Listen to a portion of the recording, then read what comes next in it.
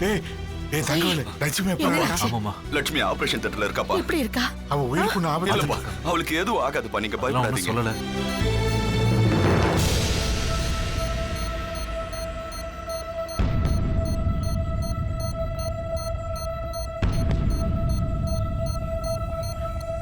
எனக்கு என்ன பண்றது வாங்கப்பா, இப்படி உட்காருங்க, வாங்க.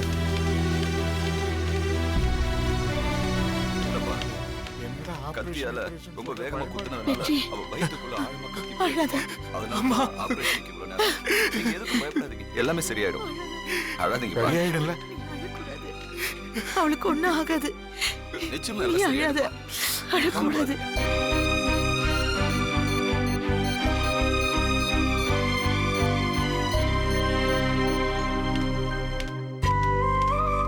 அப்பா, நம்ம கும்பிடுற முருகன் நிச்சயமா நம்மளை கைவிட மாட்டாருப்பா. நீங்க அழாதீங்கப்பா.